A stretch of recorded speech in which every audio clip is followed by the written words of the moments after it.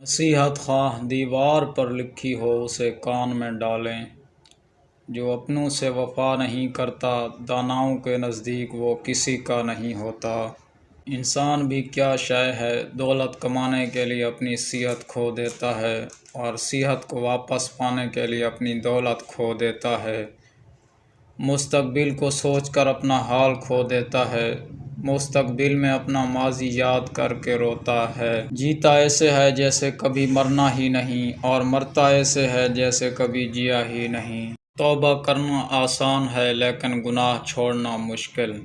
جو شخص اپنے ہر کام کو پسند کرتا ہے اس کی عقل میں خلل آ جاتا ہے۔ ایسے دوست سے ہاتھ دھو لینا بہتر ہے جو تیرے دشمنوں کے ساتھ بیٹھتا ہو۔ اور وہ لڑکا جو استاد کی سختیاں نہیں جھیلتا اسے زمانے کی سختیاں جھیلنی پڑتی ہیں۔ تعلیم انسان کو بولنا تو سکھا دیتی ہے مگر یہ نہیں سکھاتی کہ کب، کہاں اور کتنا بولنا ہے۔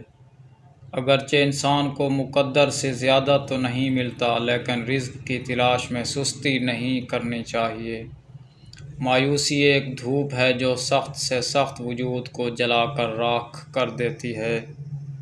آدمی کے علم کا اندازہ تو ایک دن میں ہو جاتا ہے لیکن نفس کی خباثت کا پتہ برسوں میں بھی نہیں چلتا۔ نادان ڈھول کی مانند ہوتا ہے جو بلند آواز ہوتا ہے مگر اندر سے خالی ہوتا ہے۔ اپنے حصے کا کام کیے بغیر دعا پر بھروسہ کرنا حماقت ہے اور اپنی محنت پر بھروسہ کر کے دعا سے گریز کرنا تکبر ہے۔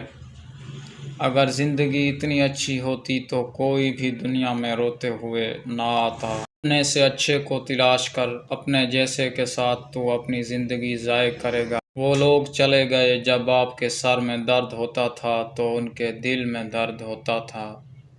عورت حسن پرست نہیں ہوتی، یہ خصلت مردوں کی ہے۔ عورت احساس سے متاثر ہوتی ہے۔